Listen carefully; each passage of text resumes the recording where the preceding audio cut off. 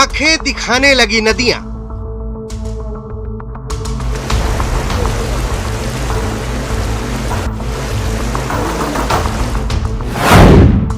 बांधों का टूटने लगा सब्र।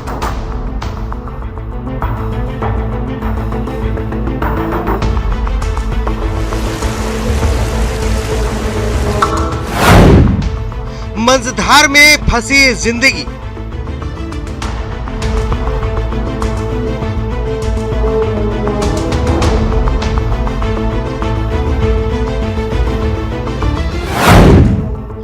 भंवर में फंसी जान।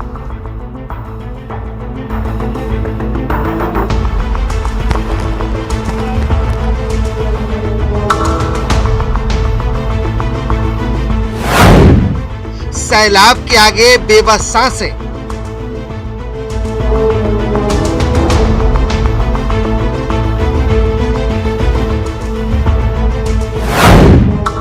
डूबते को तंबुओं का सहारा।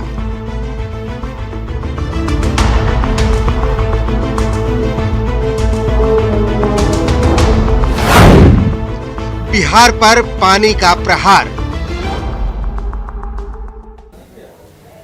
नमस्कार, आप देख रहे हैं न्यूज 18 स्पेशल। मैं हूं आपके साथ अलीम अतहर। बिहार के 9 जिले एक बार फिर बाढ़ से बेदम है। एक तरफ बीमारी तो दूसरी तरफ आफत की बाढ़। नेपाल के तराई इलाकों में लगातार बारिश की वजह से गंडक के जलस्तर में लगातार इजाफा हो रहा है। गंडक बराज के सभी फाटक खोल दिए गए हैं, लिहाजा जैसे जैसे नदियों के जलस्तर में इजाफा हो रहा है वैसे वैसे बिहार पर बाढ़ का खतरा बढ़ता जा रहा है।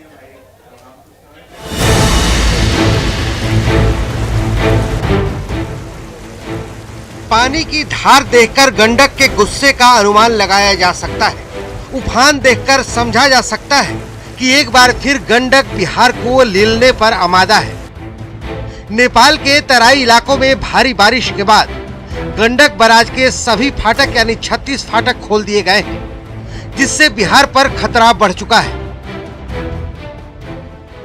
इस वक्त हम आपको तस्वीर दिखा रहे हैं गंडक बराज का, जहां पे तमाम फाटकों को खोल दिया गया। 36 फाटक हैं गंडक बराज के, उन तमाम फाटकों को खोल दिया गया है और अभी तक 4,28,000 क्यूसेक पानी का डिस्चार्ज हुआ है।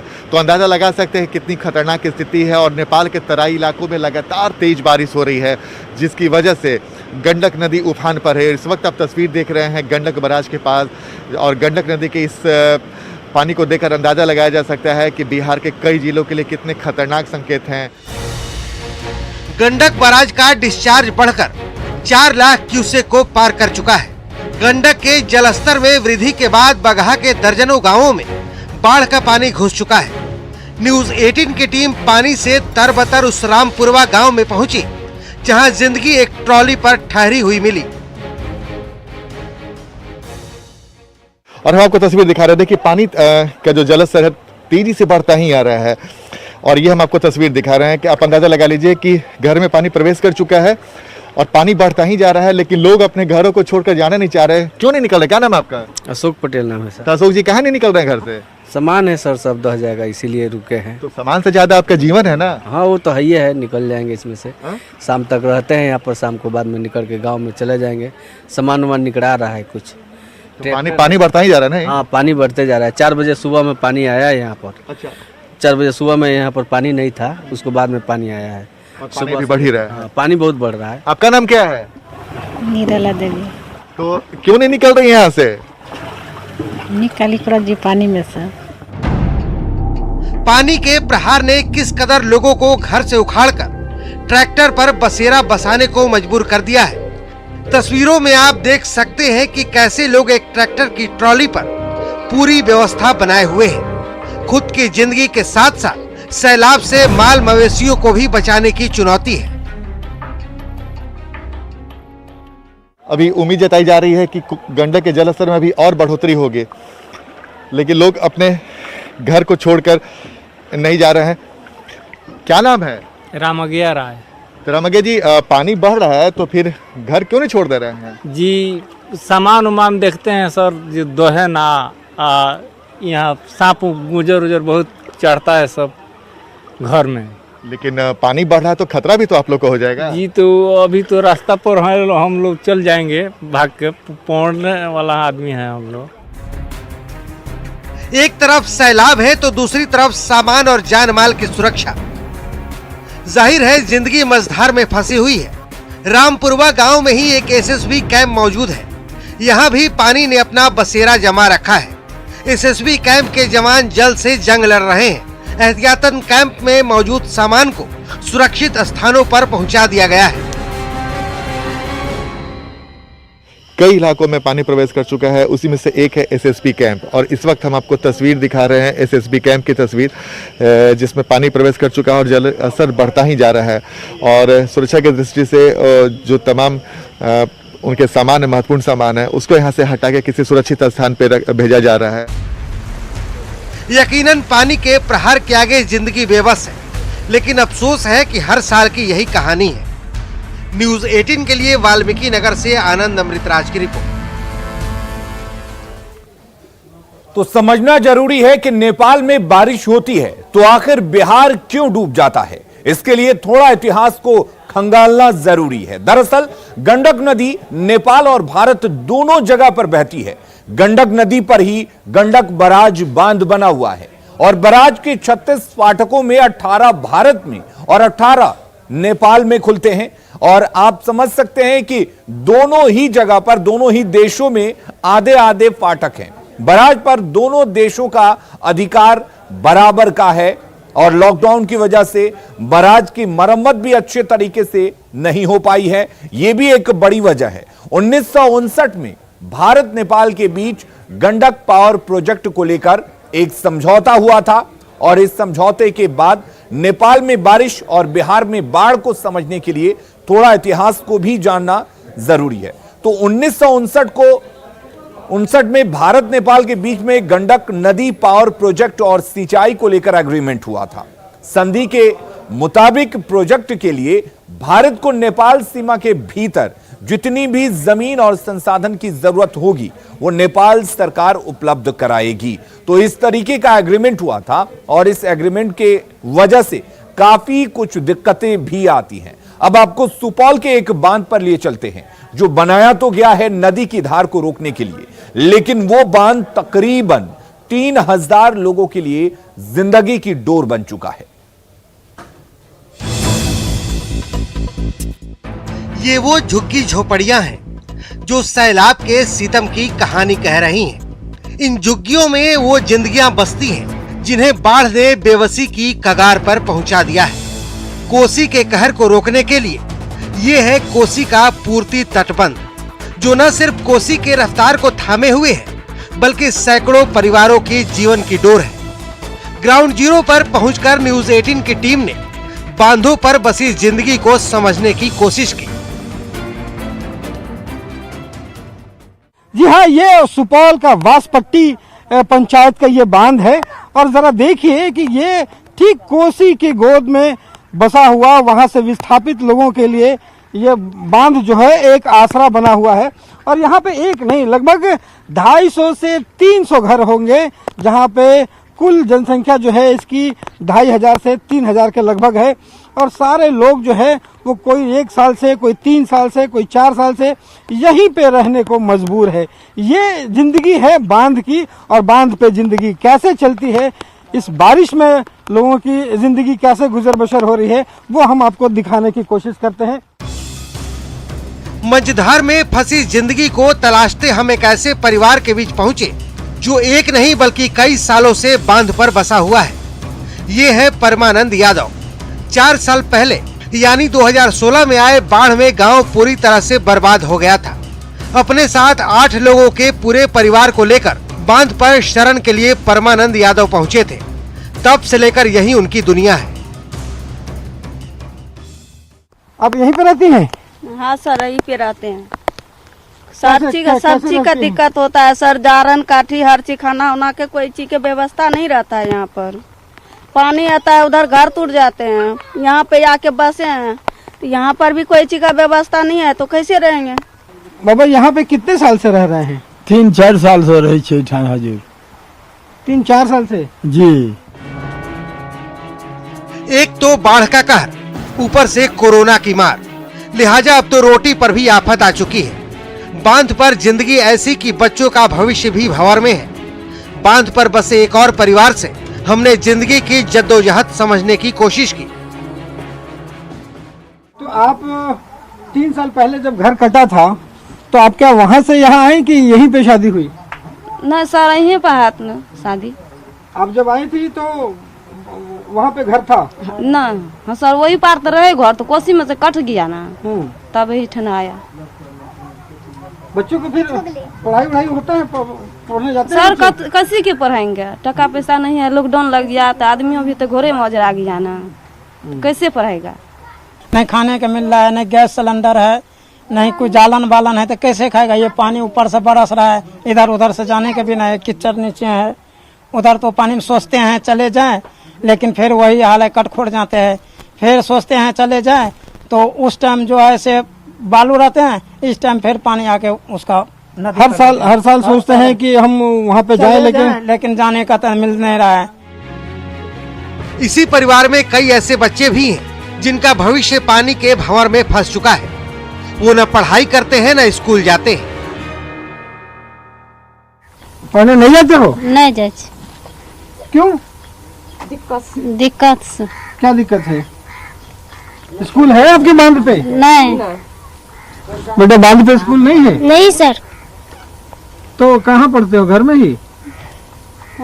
हाँ घर स्कूल पे कोई बांध पे कोई स्कूल नहीं है? नहीं सर। किस क्लास में हो?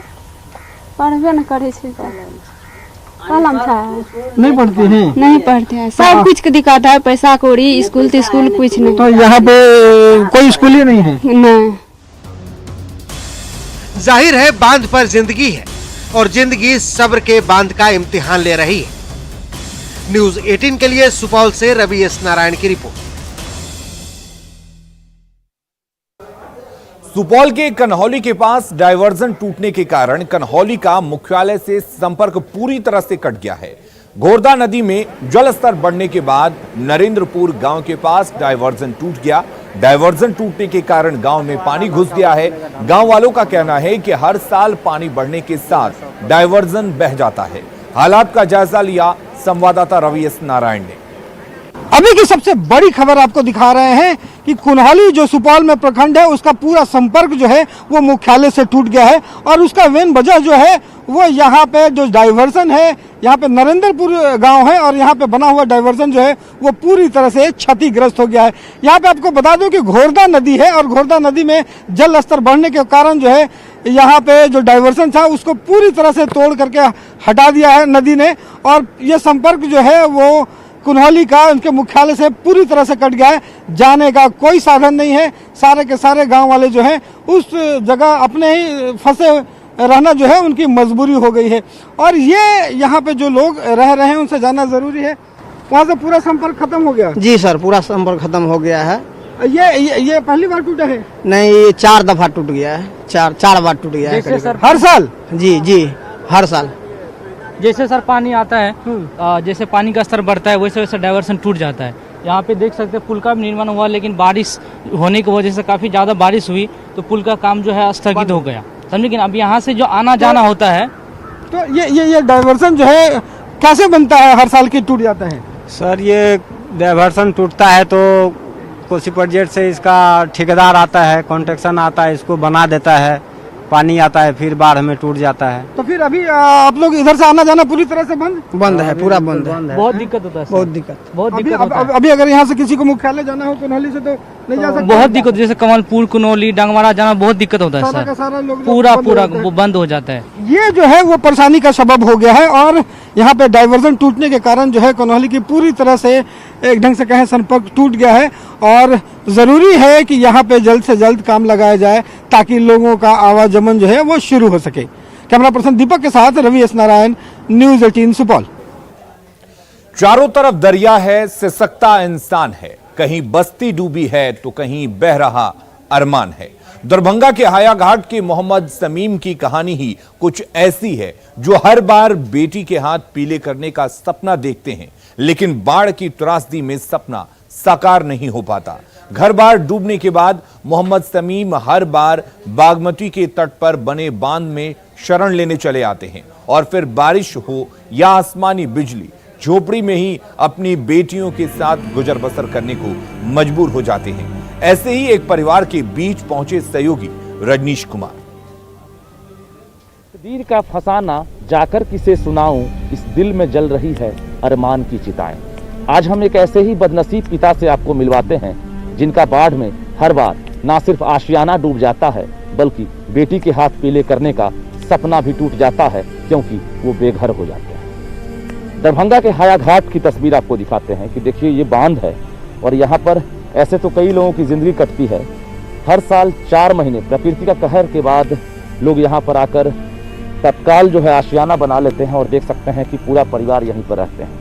ऐसे ही है मोहम्मद शमीम, जो एक तरह से कहिए कि बदनसीब पिता हैं, जो हर बार बेटी के हाथ पीले करने का सपना देखते हैं लेकिन सपना टूट जाता है। देखिए पूरा परिवार है। मोहम्मद शमीम जो है 4 महीने यहीं रहेंगे, बारिश हो, वज्रपात हो या फिर बाढ़ का कहर हो, यहीं से ये सब कुछ देखते रहते हैं लेकिन मजबूरन कुछ नहीं कर पाते हैं क्योंकि अब जमा पूंजी नहीं बचा है। जरा बात करते हैं मोहम्मद शमीम से हम।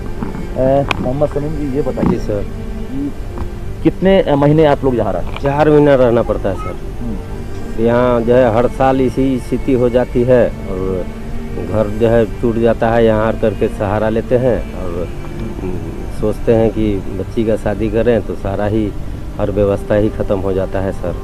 क्या करें, मजबूरी हो जाता है हर साल साल। क्या नाम है बाबू तुम्हारा? परवीन खातून। परवीन खातून, पढ़ाई करती हो बाबू? हाँ, 5वीं क्लास तक। अच्छा, पढ़ाई कर ली हो 5वीं तक? हाँ। शादी ठीक हो गई थी तुम्हारी? हाँ। कब शादी ठीक हुई? वो पहले महीने हुआ था तय। अच्छा। हाँ। तो सारी तैयारी कर लिए थे? हाँ। क्या हुआ?